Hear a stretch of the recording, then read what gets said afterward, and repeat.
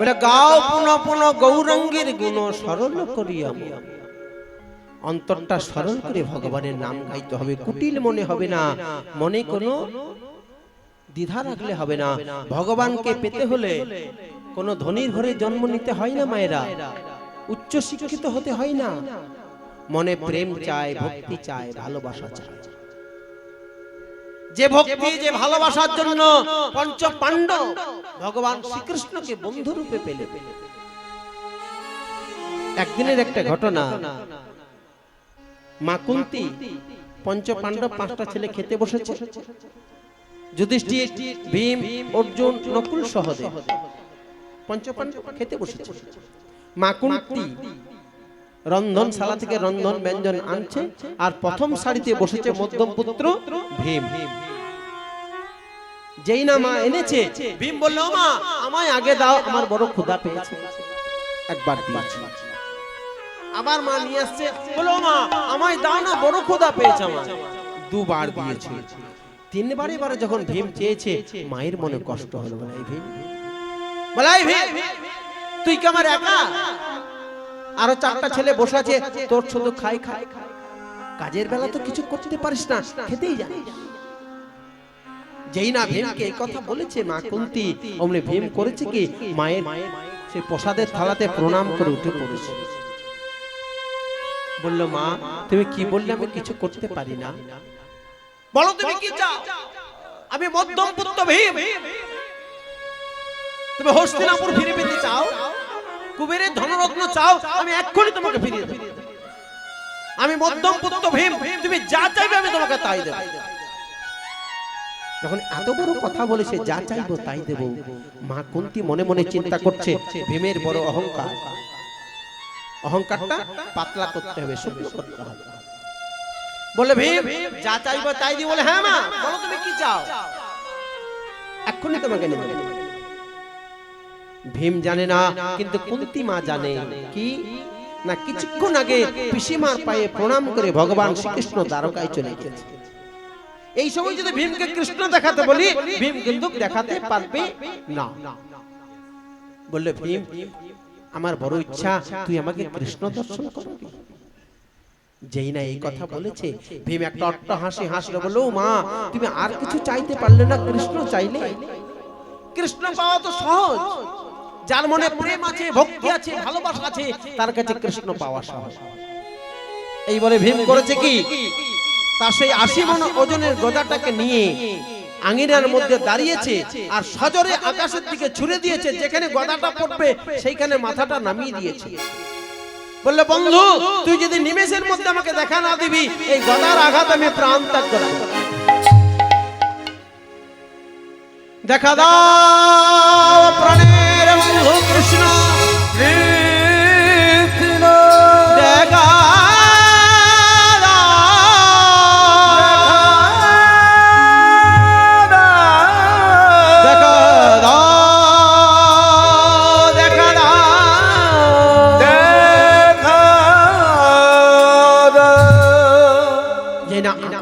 ডেকেছে ভীম। সত্যভামা রুক্মিণী সোনার পাত্রে ভগবানের চরণ ধৌত করতে যাবে। বলে, সত্যভামা রুক্মিণী আর হলো না গো, আর তোমাদের চরণ সেবা করা হলো না। ওই দেখো আমার বন্ধু আমায় ডেকেছে। নিমেষের মধ্যে সে গদাটাকে ধরলেন, এক হাতে বক্ষকে ধরিয়ে দিলেন ভীমকে। মা কুন্তী দাঁড়িয়ে দাঁড়িয়ে দেখছে, আমি কি দিবা স্বপ্ন দেখছি নাকি? আমি কি দিনের বেলায় স্বপ্ন দেখছি? সত্যি তো, আমার আগে এই ভগবান শ্রীকৃষ্ণ দাঁড়িয়ে আছে। মা কুন্তী মনে মনে চিন্তা করলো, ভীমের অহংকার চূর্ণ করতে যে আমার অহংকার চূর্ণ হয়ে গেল। বলল, ভীম তুই আমার অহংকার চূর্ণ করে দিলি বাবা, তুই বুঝিয়ে দিলি যে মনে প্রেম চাই, ভক্তি চাই, ভালোবাসা চাই, তাহলে ভগবানকে পাওয়া যায়। তুই যদি আমার সন্তান না হতিস, আমি তোর চরণে একটা প্রণাম করতাম। তুই যে আমার ছেলে, কোন মা সন্তানের চরণ ছুঁয়ে প্রণাম করতে পারে না, সন্তানের অকল্যাণ হয়। তাহলে ভীম দেখিয়ে দিলেন যে মনে প্রেম চাই, ভক্তি চাই, ভালোবাসা চাই। ভগবানকে পেতে হলে মনে প্রেম চাই, ভক্তি চাই, ভালোবাসা চাই। তাই বলে গৌরাঙ্গকে পেতে হলে কুটিল মনে ডাকলে হবে না, সরল মনে ডাকতে হবে। এইবার সর্বশেষে গৌরচন্দ্রের কাছে পদ আস্বাদন করব। পদকর্তা বাসুদেব ঘোষ কি বলছেন দেখুন। আমি গৌরাঙ্গ বলিয়া নাগেন বলিয়া হবে কেমনে সাধন সিদ্ধি। ওগো গৌরাঙ্গ বলিয়া ওগো নাগেল গলিয়া কেমনে হবে সাধন সিদ্ধি। ওগো বাসু ঘোষে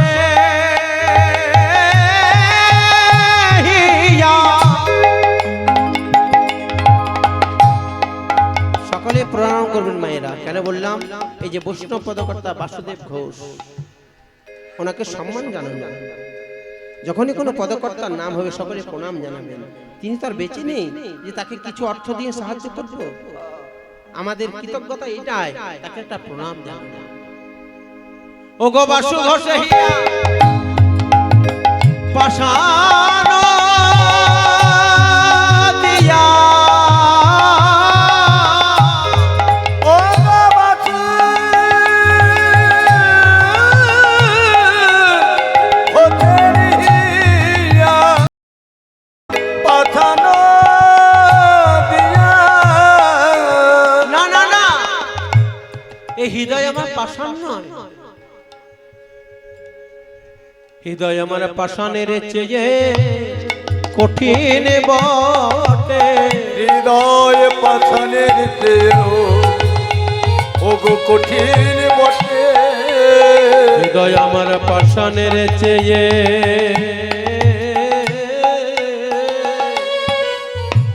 কঠিন বটে। আমার হৃদয় পাছানের চেয়ে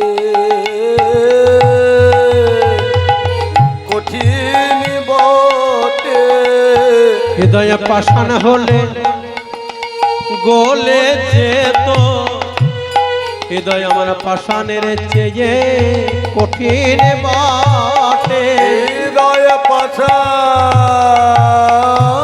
হলে ওগো গলে যেত।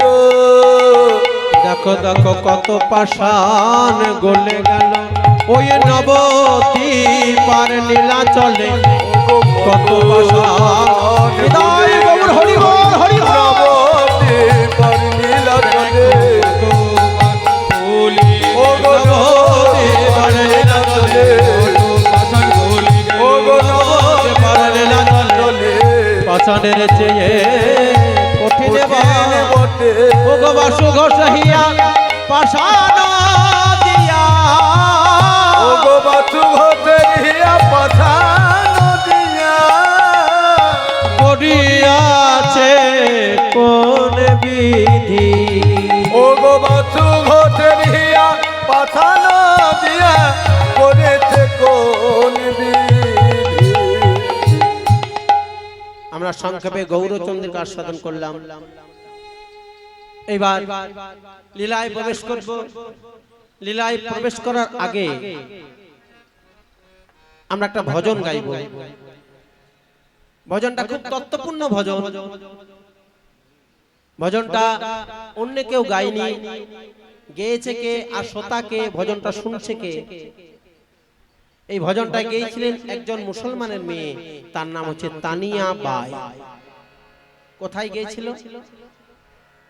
স্বামী বিবেকানন্দ বিদেশে যখন গিয়েছিলেন, সেইখানে সাহিত্য সভা হওয়ার পর সেইখানে বাইজিদেরকে দিয়ে গান নাচ গান করানো হতো। আর বিবেকানন্দ নারী কণ্ঠে গান পছন্দ করতেন না। বিবেকানন্দ নারী কণ্ঠে গান পছন্দই করতেন না। এবার যেই না সভা শেষ হয়েছে, এবার গান বাজনা হবে।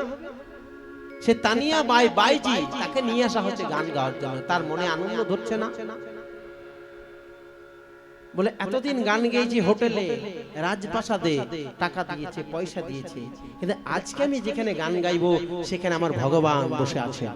স্বামী বিবেকানন্দ ঈশ্বর স্বরূপ। তাকে আমি ভগবান মনে করি, তার কাছে গান গাইবো, এই বড় সৌভাগ্য। যেমন আজকে আমার সৌভাগ্য হয়েছে, আমার শ্রী গুরুদেব আসর অলঙ্কৃত করে বসে আছে, হরি বল। এর মতো ভাগ্য আর হয় না। এই যে আজকে আমার সৌভাগ্য, তেমনি তানিয়া মাই মনে মনে চিন্তা করছে যে আজকে আমি একজন ভগবান তুল্য মানুষকে, যাকে ভগতা দেবতা মনে করি, তার কাছে গান শোনাবো। এবার তানিয়া বাই যেই না গানটা ধরেছে, অমনি স্বামী বিবেকানন্দ করেছে কি, নিজের গন্তব্যস্থল, নিজের আসনটা ত্যাগ করে কক্ষপথের দিকে রওনা হয়েছে, চলে যাচ্ছে, গান শুনবে না। এবার বাইজির মনের দুঃখের কারণে সে এত দুঃখ পেয়েছে, গানটা ধরেছে। কি গান ধরেছে মায়েরা খুব ভালো করে মনোযোগ দিয়ে শুনবেন, আমি এক একটা করে যেসব গুরুর কৃপায় শিখেছি আমি ব্যাখ্যা করব। এইসব ভজন শিখতে হলে গুরু মুখে শিখতে হয়। শ্রদ্ধেয় আমার যিনি গুরুদেব ছিলেন, ক্লাসিক্যাল শিখেছি আমি, আমার সর্বপ্রথমে গুরু জগৎ চ্যাটার্জি, তারপর কৈলাসপতি মন্ডল, তারপর জগন্নাথ মাঝি মহাশয় শিউড়ি, যিনি এটি কাননের ছাত্র ছিলেন, ওনার কাছ থেকে ভজনটা শেখা আমার। তো সেই ভজনটা গাইবো, আপনারা মনোযোগ দিয়ে আস্বাদন করবেন। হ্যাঁ, ও প্রভুজি প্রভুজি প্রভুজি প্রভুজি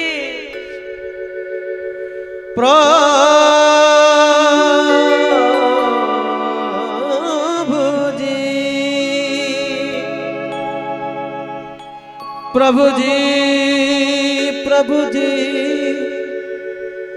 ও প্রভুজি প্রভুজি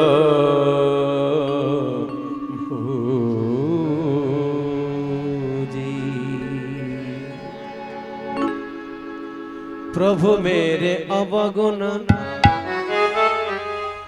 বাইজি কি বলছে?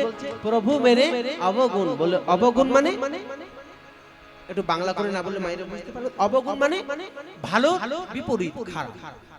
বাইজি বলছে প্রভু মেরে অবগুণ চিতে না ধরো। বলে হে প্রভু, আমি বাইজি আপনার কাছে এসেছি, আমার খারাপ গুণটা কেন দেখবেন? আপনি না ভগবান, ভগবানের কাছে পাপ করেও যাবে, পুণ্যেরও পুণ্য করেও যাবে। তুমি পুণ্যেরও ভগবান, তুমি পাপীরও ভগবান। তাই বাইজি গানটা ধরেছে, প্রভু মেরে অবগুণ, প্রভু মেরে অবগুণ, প্রভু মেরে অবগুণ চিতে না ধরো। প্রভু মেরে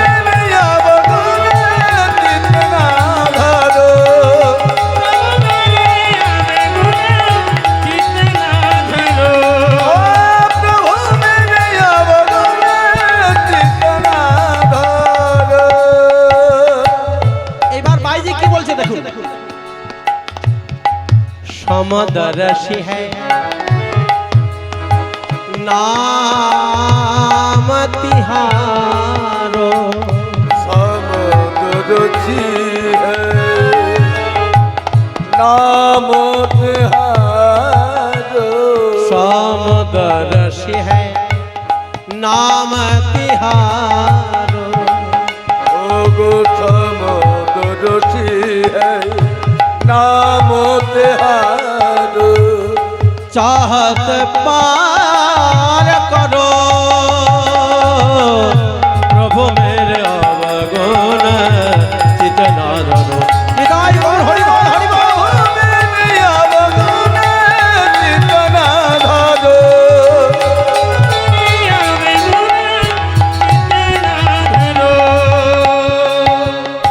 যেই না বলেছে সমদর্শী হয় নাম তিহারো, অমনি স্বামী বিবেকানন্দ এক দু পাওটা নেমে এসে আবার সামনে বসেছে।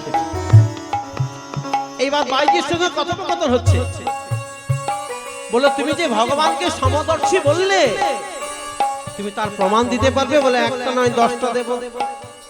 সমদর্শী মানে ভগবান যে সবাইকে কৃপা করে, তুমি পাপীরও ভগবান, তুমি পুণ্যবানের ভগবান। এবার বাইজি তুলনা করছে, দেখুন ভগবান যে সমদর্শী। কি বলছে? এক লোহা পূজা में रहत একটি লোহার খণ্ড কামারশালে নিয়ে গেলেন। সেই কামারশালে বললে, ভাই দুটো কাটারি করে দাও, ছুরি যাকে বলে। একটি লোহা থেকে দুটি কাটারি তৈরি করা হলো। একটা কিনে নিয়ে এলো মন্দিরে পুরোহিত ফল কাটার জন্য, আর একটা কাটারি কিনে নিয়ে গেলে একজন কসাই মাংস কাটার জন্য। বলে একটা গেল মন্দিরে ভগবানের ফল অমান্য করার জন্য, আর একটা গেল কসাইখানায় মাংস কাটার জন্য। বলছে এক লোহা পূজা মে রহত, এক রহত बैद के घर पर, परस की माने दुविधा न होती, परस की माने दुविधा न होती। পরশ পাথর যদি সেই লোহার সংস্পর্শ পায়, লোহাতে ঠেকালে কি হয়? হ্যাঁ শোনা, পরশ পাথর একবার বিচার করে দেখবে না যে তুমি মন্দিরে ছিলে তোমাকে সোনা করব, তুমি কসাইখানায় ছিলে তোমাকে সোনা করব না। পরশ পাথরে ঠেকালেই কিন্তু লোহা সোনা হয়ে যায়। তাই তানিয়া বাই বলছে, আমি বাইজি বলে আমাকে অবহেলা করো না, তুমি ভগবান, তোমার সমদর্শী, সবাইকে কৃপা করতে হবে। বিবেকানন্দ বলল, শোনো, পরশ পাথরের গল্প শুনেছি, চোখে কেউ দেখিনি, এমন একটা দৃষ্টান্ত দাও যেন জগতের মানুষ বুঝতে পারে ভগবান সমদর্শী। বলে হ্যাঁ, তাও দেব। আচ্ছা মায়েরা, যারা কলকাতা গেছো দেখেছো, হাওড়ার ব্রিজে দাঁড়াবে, যত কলকাতার হাই ড্রেনের জল, নোংরা পচা দুর্গন্ধযুক্ত জল গঙ্গায় পড়ছে। গঙ্গা কিন্তু একটিবার বলছে না তুমি নর্দমার জল তুমি এক ধারে যাও। যেই না গঙ্গায় পড়ছে, সেই কিন্তু গঙ্গা হয়ে যাচ্ছে। এক নদী এক নরক হুয়া থা, ওই যে একটা নদী একটা নর্দমা। এক নদী এক নরক হুয়া থা, मैनो नीर भरो। ওই নদী আর নর্দমা যখন একসঙ্গে মিশে যাচ্ছে, আমরা কলকাতায় গেলে সে গঙ্গার জল ভরে নিয়ে আসি বাড়িতে, পরীক্ষা করে দেখে নেবেন। এমনি জল বাড়িতে ভরে রাখুন, গঙ্গার জল 10 বছর রাখুন, তাতে পোকা পড়বে না, দুর্গন্ধ হবে না। কেন? আমাদের গঙ্গা হচ্ছে সর্বশ্রেষ্ঠ নদী, নদীর মধ্যে শ্রেষ্ঠ গঙ্গা। বিষ্ণুর পাদপদ্ম হইতে উৎপত্তি গঙ্গা। সৃষ্টি তত্ত্ব বলছে বিষ্ণুর গলিত চরণ থেকে গঙ্গার উৎপত্তি। মায়েরা, আপনারা যখন গঙ্গা স্নান করতে যাবেন না, 3টি জিনিস সঙ্গে নিয়ে যাবেন। সর্বপ্রথমে গঙ্গায় জলে নামার আগে আগে মা গঙ্গাকে প্রণাম করবেন, তারপর জলে নামবেন। সাবান শ্যাম্পু মেখে গঙ্গায় স্নান কোনোদিন করবেন না। 3টি জিনিস সঙ্গে নিয়ে যাবেন যদি কেউ গঙ্গা স্নান করতে যান। বলে দিচ্ছি কি কি। দুধ, তুলসী পত্র এবং বিল্ল পত্র। দুধ দেবেন, ভোলানাথের কাছে চলে যাবেন। বিল্ল পত্র দেবেন, ভোলানাথের চরণে যাবে। তুলসী দেবেন, বিষ্ণুর চরণে। এই 3টে জিনিস নিয়ে গঙ্গা স্নান করবেন। তাই বলে এক নদী এক নরক হতো, দোনো মিলতি জব এক বরণ হো। সেই গঙ্গায় নর্দমা এবং নদী যখন একসঙ্গে মিশছে, কি নাম হচ্ছে তার? সুরধনে নাম ধরো, চিত না ধরো, প্রভু মেরে চিত না ধরো, প্রভু মেরে চিত না ধরো, প্রভু মেরে চিত না ধরো। এই ভজনটি লিখলেন কে? সুরদাস। সুরদাস এত বড় ভক্ত ছিলেন, তিনি জন্ম অন্ধ ছিলেন। সুরদাস জন্ম অন্ধ, সে লিখলেন এই ভজনটা। সুরদাস যখন রাতের বেলা অন্ধকারে বেরোতেন, একটা টর্চ লাইট কিংবা হ্যারিকেন হাতে নিয়ে বেরোতেন। গ্রামের লোক তাকে ঠাট্টা করতে, এই সুরদাস তুই তো চোখে দেখতে পাস না, হ্যারিকেনে তোর কি কাজ? বললো ভাই আমি দেখতে পাই না ঠিক আছে, কিন্তু যারা দেখতে পায় তাদের তো উপকার হবে, উপকারটা তাদের হবে। একদিন সুরদাস মাটির গর্তের মধ্যে পড়ে গেছে, রাধে বলে চিৎকার করেছে। যেই না রাধে বলে চিৎকার করেছে, অমনি রাধারানী এসে সুরদাসকে তুলেছে। সেই রাধারানী অঙ্গ স্পর্শ পেয়ে সুরদাস বলছে, রাধে তুমি কৃপাময়ী করুণাময়ী এসেছো আমার কাছে, তুমি আমায় কেন তুললে? বলে, সুরদাস তুমি যে গর্তের মধ্যে পড়ে গিয়েছিলে। বলো, সুরদাস তুমি কি চাও? বলে, আমি কিছু চাই না, আমি শুধু তোমার এই দিব্য রূপটা একবার দর্শন করতে চাই। রাধারানী সুরদাসের চোখে যেই না স্পর্শ করেছে, অমনি সুরদাস রাধারানীর দিব্য মূর্তিটা দেখেছে। বলে, সুরদাস দেখতে পাচ্ছিস? বলে, হ্যাঁ। বলে, আজ থেকে তোর দৃষ্টিশক্তি ফিরিয়ে দিলাম। বলো, না, হে রাধে কৃপাময়ী করুণাময়ী, তুমি আমাকে আগের মতো আবার অন্ধ করে দাও। ভক্তের চাওয়া দেখুন। বলে, কেন তোকে এই মাত্র নয়ন ফিরে দিলে? বলে, না, আমি যে রূপ দর্শন করেছি এই চোখ নিয়ে আর আমি অন্য কোনো রূপ দেখতে চাই না, আমার হৃদয়ের মধ্যে এই রূপটাই থাক, আমি আবার অন্ধ হতে চাই। এত বড় ভক্ত সেই সুরদাস এই ভজনটা লিখেছেন। সেই সুরদাসকে সকলে মিলে একটা প্রণাম জানাবো। এই ভজনটা গাইলাম, মায়েরা এত সুন্দর মনোযোগ দিয়ে আমাকে সহযোগিতা করেছে, আমি নিজেকে খুব ধন্য মনে করছি। আমি আরো 2 দিন আছি, শেষের দিন আপনাদেরকে ভজন আরো গান শোনাবো। শেষের দিনে আজকে অন্য কোনো ভজন গাওয়ার জন্য আমাকে অনুরোধ করবেন না, লীলাটা আস্বাদন করুন। আপনাদের মনোবাসনা যা আছে আমি কুঞ্জভঙ্গর দিন আপনাদের সব মনোবাসনা মিটিয়ে দেব। নজরুল গীতি হোক, রবীন্দ্র সঙ্গীত হোক, শ্যামা সঙ্গীত হোক, সবকিছু গান গেয়ে আপনাদের মনোরঞ্জন করবো আমি। এইবার আমরা যাব কোথায়? মধুময় বৃন্দাবনে ভগবানের চরণে অঞ্জলি দেব। কি অঞ্জলি দেব? আমাদের মন ফুলটা ভগবানের চরণে দিয়ে দাও। যদি আপনার কাছে ফুল না থাকে, মন ফুলটাই ভগবানের চরণে নিবেদন করবেন। এই এত সুন্দর নিবেদনী পদ একটা লিখেছে কে? আমাদের কাজী নজরুল ইসলাম। ভগবানের চরণে অঞ্জলি দিবার একটা গান, একটা নজরুল গীতি গাইবো আমি। গানটা অন্য কিছু নয়, আমরা মন্দিরে যখন যাই, ভগবানের জন্য পূজা থালিয়ে নিয়ে যায়, মিষ্টান্ন ফুল বেলপাতা নিয়ে সাজিয়ে নিয়ে যায়, ভগবান তুমি গ্রহণ করো। নজরুল কি বলছে মনে ভাষায় দেখুন,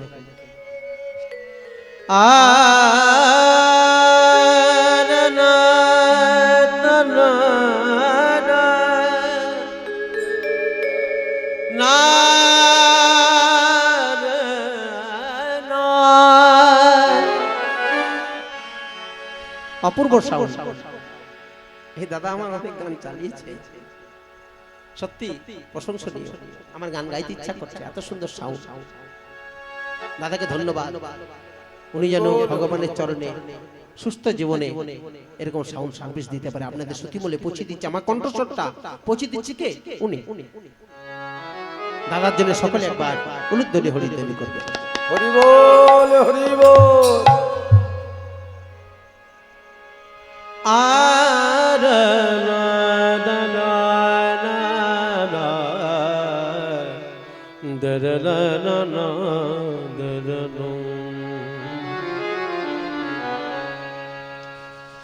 ওগো পূজার থালায় আছে আমার ব্যথার শত ওগো পূজার থালায় আছে আমার ব্যথার শত হে দেবতা রাখো সেথায় তোমার চরণ তল ব্যথার শত দল ওগো পূজার থালায় আছে আমার ব্যথা শতদল। ও গো পূজার থালায় আছে আমার ব্যথার শতদল। বলে হে ভগবান, আমার ব্যথা ভরা শতদল তোমার চরণে সাজিয়ে দিলাম, তুমি গ্রহণ করো প্রভু। আমরা কি পুষ্প চয়ন করে ভগবানের চরণে দিত? রাস্তার মধ্যে অনেক ফুল ফোটে মায়ের, ফুলের কিন্তু কোনো ক্ষমতা নেই যে ভগবানের চরণে আসে। কোন সাধু গুরু বৈষ্ণব সেই ফুল চয়ন করে মন্দিরে নামিয়ে দেয়, তবেই সেই ফুল ভগবানের চরণ পায়। তাছাড়া ফুল নিজের কৃপায় কোনোদিন ভগবানের কাছে আসতে পারে না। আমরা পৃথিবীতে এক একটা করে ফুল, অমৃতের সন্তান। আমরা ভগবানের চরণ পাইয়ে দেবে কে? না আমার শ্রী গুরুদেব। গুরুদেব যদি কৃপা না করে আমি কোনোদিন ভগবানের চরণ পাবো না। কৃষ্ণ কৃপা জগৎময়, গুরু কৃপা কোন কোন ভাগ্যবানের হয়। গুরু কৃপা সবারই হয় না মায়েরা, কোন কোন ভাগ্যবানের হয়। নিবেদনের কুসুম সহ লহ হে নাথ আমায় লহ। নিবেদনের কুসুম সহ লহ হে নাথ আমায় লহ।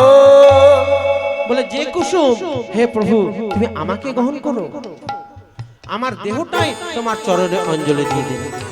নিবেদনের কুসুম সহ লহহীনা আমায় নহ। কত সুন্দর লেখনি। বলিহারি যায় সে মুসলমানের ঘরে জন্ম নিয়েছে কিন্তু পরম বৈষ্ণব, তাকে আমরা জাতিগত দিকে বিচার করব না। এত সুন্দর গান লিখেছেন। রাগ করে তুই সারা গায়ে মেখেছিস সাই কালি, কে লিখেছে? নজরুল। ওরে নীল যমুনার জল, কে লিখেছে? নজরুল। হে গোবিন্দ রাখো চরণে, কে লিখেছে? নজরুল। তাহলে তাকে মুসলমানের জাতিগত বিচার করব না, তিনি বৈষ্ণব। এইবার দেখুন যে কলমটা দিয়েছে কত সুন্দর। দেখুন এই যে মন্দিরে পূজারী ঠাকুর যে ঘরটা সাজিয়েছে, সুন্দর পুষ্করিণীর দিকে জল এনে সেখানে আমপল্লব দিয়েছে। বলে আমিও তোমার জন্য মন্দিরে মঙ্গল ঘট সাজিয়েছি, তবে কোনো পুকুর থেকে জল এনে নয়। কি বলছে দেখো, যে চরণে জ্যোতি নিলে, যে নয়নে জ্যোতি নিলে, কান্দিয়ে পলে পলে মঙ্গল ঘট ভরেছে না সেই নয়নের জলে। যে প্রভু তোমার জন্য কেঁদে কেঁদে সারাদিন যে নয়ন অশ্রু পড়ছে, সেই নয়ন বাড়ি দিয়ে তোমার মঙ্গল ঘরটি সাজিয়েছে। যে চরণে যে নয়নের জ্যোতি নিলে,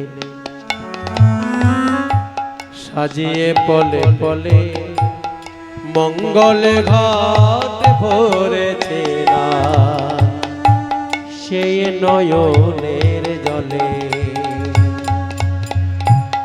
যে চরণে করো আঘাত প্রণাম লহ সেই পদে না, রিক্ত তুমি করিলে আঘাত হে দেবতা লও সে হাতে আর ঘোষুম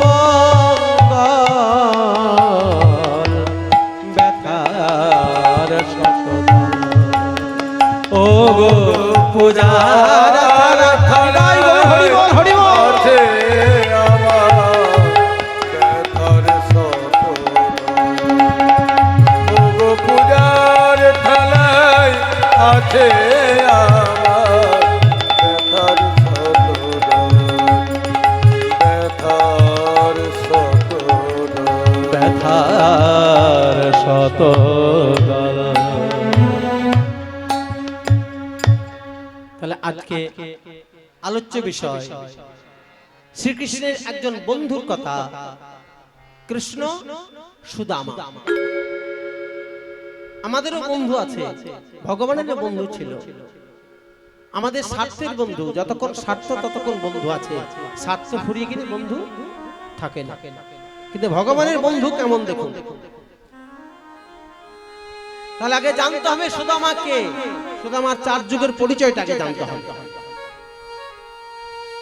সত্য যুগে ভগবান বিষ্ণু লীলারস আস্বাদন করার জন্য নিজেকে 4 ভাগে বিভক্ত করলেন। কি কি?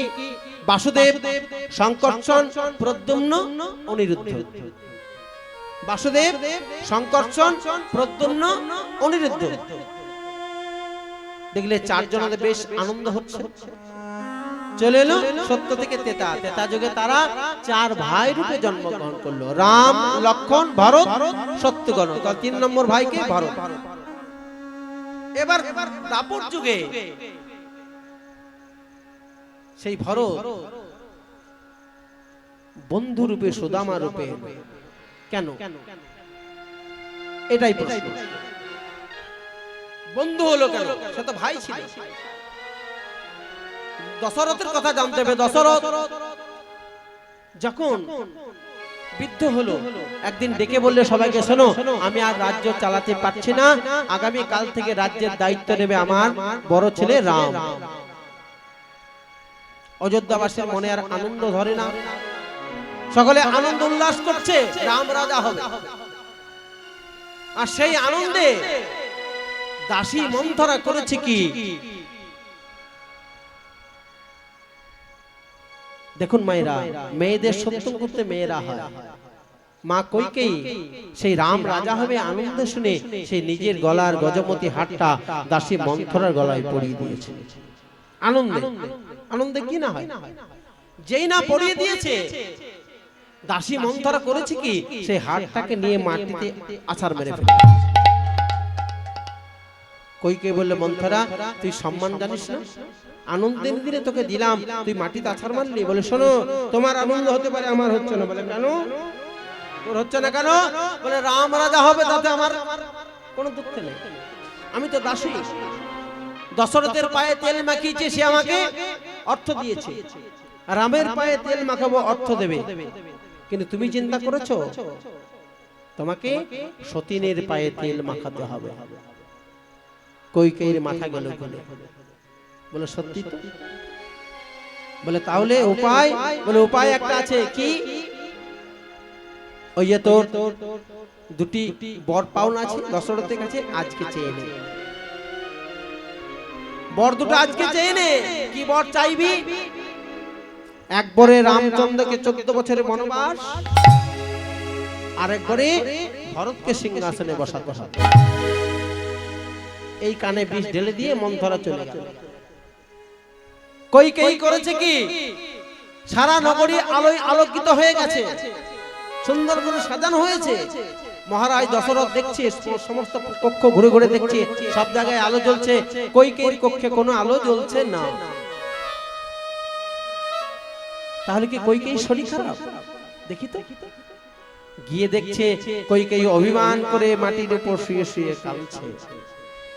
দশরথ মুখে জড়িয়ে নিলেন, বলে, কইকেয়ী তুমি আমার সব থেকে প্রিয় রানী। কৌশল্যা, কইকেয়ী, সুমিত্রা, কিন্তু কইকেয়ীকে আমরা জানি সব থেকে দুষ্টু। বলো না, দশরথের কাছে কইকেয়ী সব থেকে প্রিয়। বলে, কি হয়েছে? আনন্দের দিনে তুমি কাঁদছো কেন? বললো, মহারাজ আমার যে 2টি বর পাওনা আছে আপনার কাছে। বলে, হ্যাঁ আছে তো, আপনি তিসত্য করুন, বর দেবেন। বলে, হ্যাঁ তিসত্য করলাম। তিসত্য করলো, কি বর চাইলো কইকেয়ী দেখুন। বলে, একবারে রামচন্দ্রকে 14 বছর বনবাসে পাঠাতে হবে, আর ভরতকে সিংহাসনে বসাতে হবে।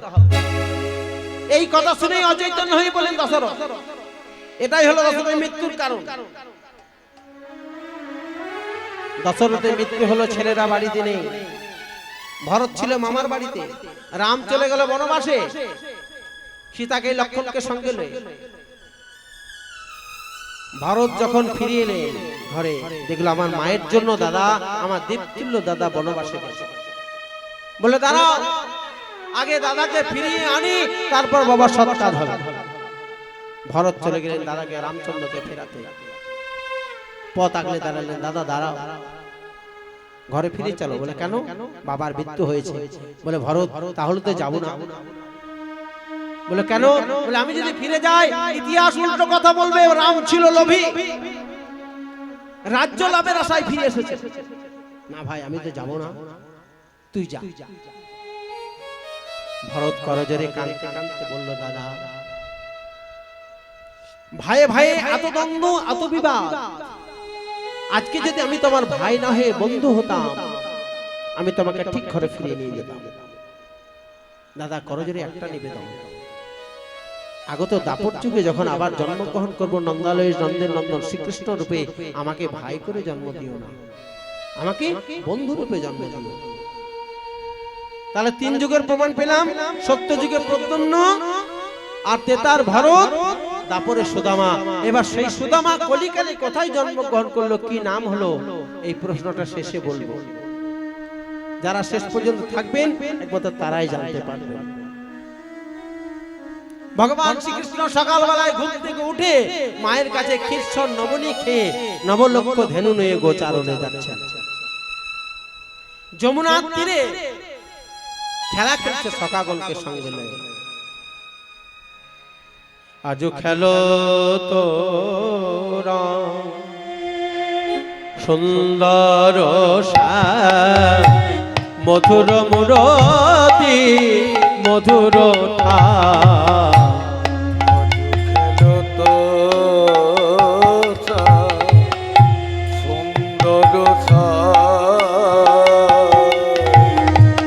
মধুর মুরতি মধুর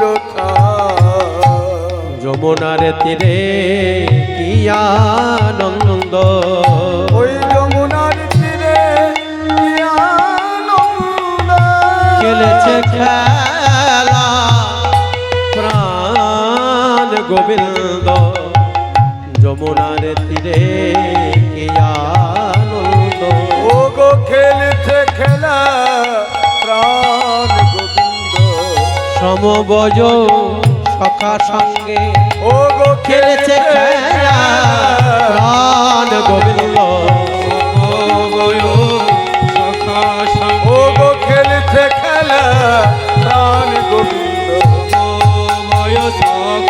ও গো খেলেছে খেলা প্রাণ গোবিন্দ, ও গো খেলেছে খেলা প্রাণ গোবিন্দ, যমুনার তীরে কি আনন্দ। খেলা খেলছে কার সঙ্গে?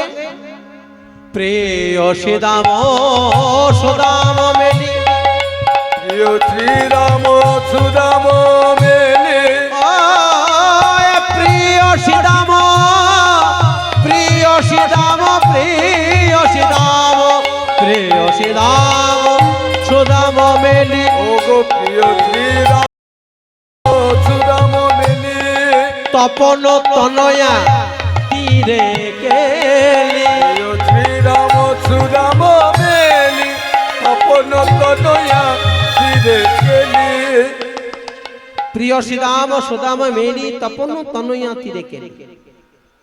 তপন তনয়া, তপন মানে সূর্য কন্যা যমুনার তীরে খেলা খেলছে। পদকর্তার পদের বলিহারি যায়, বলে তপন তনয়া, তপন মানে সূর্য, তনয়া মানে কন্যা, সূর্যের কন্যা কে? যমুনা। যমুনার তীরে ভগবান খেলা খেলছে। এই খেলা গোষ্ঠীর পদ এটাও লিখেছেন একজন মুসলমান, তার নাম হচ্ছে পদকর্তা নাসির মামুদ। নাসির মামুদ করতহি আশ চরণে শরণ লাগি। পদকর্তা নাসির মামুদ ভগবানের খেলা গোষ্ঠ দর্শন করছে আর পদ লিখছে, বুঝে হে ভগবান, আমি যবন বলে যেন আমায় দূরে ঠেলে দিও না, ঠেলে দিও না, ওই চরণে যেন আমার শরণ থাকে, শরণ থাকে, ওগো ভগবান আমি যবনে বলে যেন দূরে ফেলে দিও না, দিও না। ওই চরণে যেন আমার দিবা নিশি অহরে নিশি স্মরণে থাকে। স্মরণে থাকে। এইভাবে খেলা খেলছে, খেলা খেলতে কিন্তু সকারা বলে আয় কানায়, সেই প্রত্যেকদিন বিনোদ খেলা ভালো লাগে না ভাই, সেই প্রতিদিন একটা খেলা খেলতে ভালো লাগে। আজকে খেলাটা একটু পরিবর্তন কর। বলে কি খেলবি তুই বল, তোরাই বল কি খেলবি।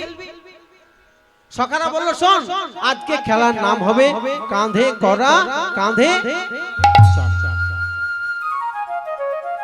কানাই বলল কেই বা কাঁধে করবে আর কেই বা কাঁধে চড়বে। হ্যাঁ এই তুই সবাই, হ্যাঁ এরে বাবা আমরা সবাই কাঁধে চাপবো। সবাই তো কাঁধে চাপবো বলছে, তাহলে কাঁধে নেবে কে? ভগবান পড়লো বিপদে, বলে কাঁধে নেবে কে? সবাই যদি কাঁধে চাপবে তাহলে কাঁধে নেবে কে? বলে শোন, এইভাবে সমাধান হবে না। ওই দূর বন থেকে 25টা পাতা নিয়ে, 25টা কেন বললেন না? ভগবান 24 জন সখা, শ্রীরাম সুদাম দাম বসুদাম সুবল মহাবল সুবাহু বহুবাহু তর্ককৃষ্ণ অর্জুন লবঙ্গ মধুমঙ্গল, এই যে 12 জন হচ্ছে প্রধান সখা, আর 12 জন উপসখা। হলায়ুধ বরথপ গন্ধর্ব কিঙ্কিনী অংশুমান ভদ্রসেন বসন্ত বিলাসী কোকিল কলবেঙ্ক উজ্জ্বল পুণ্ডরী। এই 12 12 24, আর ভগবান শ্রীকৃষ্ণকে নিয়ে 25। এই 24 তত্ত্ব দিয়ে দেহটা গঠিত। এই 24 তত্ত্বের মধ্যে মায়েরা যতক্ষণ ভগবান ততক্ষণ আমাদের খেলা। এই ভগবান যেদিন এই শহর থেকে বেরিয়ে যাবে সেদিন কিন্তু আর খেলা শেষ। আমি নাচ গান করছি, ভগবান আমার বেশি নৃত্য করছে। সকলে বাম পাশে চেপে দেখুন, ভগবান নৃত্য করছে।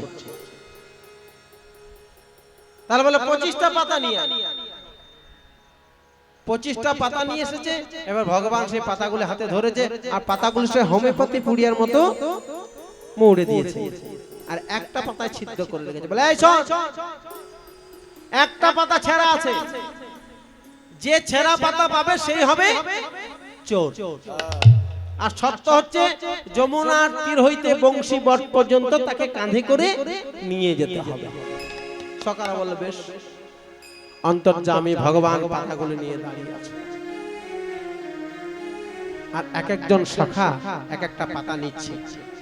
শ্রীরাম নিচ্ছে, সুদাম নিচ্ছে, সকলেই নিয়েছে। বাচ্চা ছেলে তো সখ্য ভাবের বন্ধুর সঙ্গে খেলা হচ্ছে, সকলেই নিয়ে দেখছে। এই তোর সবার ভালো, আমারটাও ভালো। সবার ভালো। হ্যাঁ এই আরে তোরটা দেখি দেখি রে ভাই। এবার কানাই মনে মনে চিন্তা করছে, এই রে ছেঁড়া পাতাটা মনে আমার পক্ষে পড়েছে। দেখুন মায়েরা, ভগবানের খেলা তো, ভগবান কিন্তু ইচ্ছা করে ছেঁড়া পাতাটা নিয়েছে। কেন নিয়েছে? এখানে শিক্ষা কি?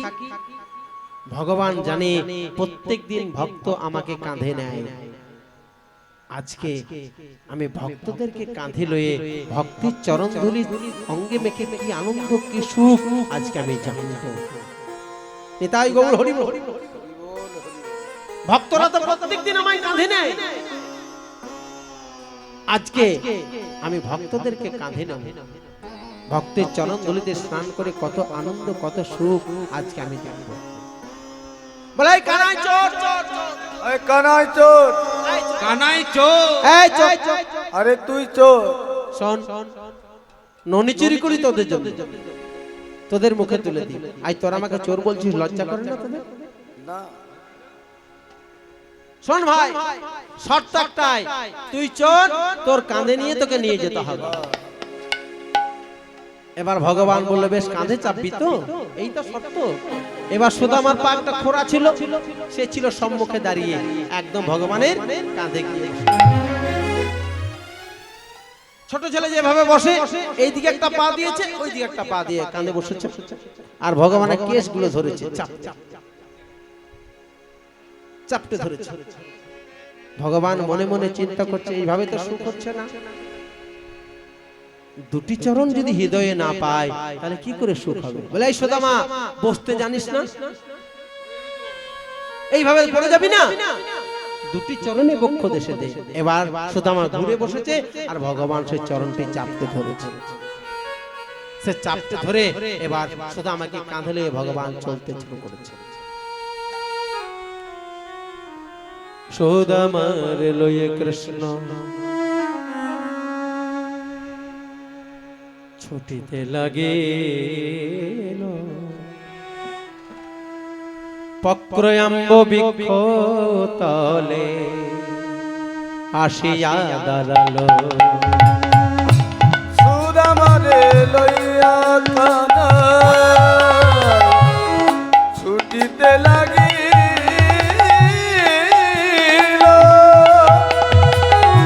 পক্রয়াম্ব বৃক্ষ তলে আসিয়া দাঁড়ালো। সুদামার লয়ে কৃষ্ণ ছুটিতে লাগিল, পক্রয়াম্ব বৃক্ষ তলে আসি দাঁড়াইল। সুদামারে লইয়া কৃষ্ণ ছুটিয়া চলিল, পক্রয়াম্ব বৃক্ষ তলে আসিয়া দাঁড়ালো। বলাই সুদামা দাঁড়া দাঁড়া দাঁড়া, এই কানাই দাঁড়া দাঁড়া, বলে দাঁড়া দেখ কি সুন্দর আম পেকে আছে, দেখ ভাই গাছে কি সুন্দর আম পেকেছে, দেখ দাঁড়া দাঁড়া কয়টা পারি, বড় ক্ষুধা পেয়েছে রে কানাই, খাবো খাবো। এবার সে এক হাতে কানাই এসে সুসজ্জিত কেশর রাশি ধরেছে আর এক হাতে করে সুদামা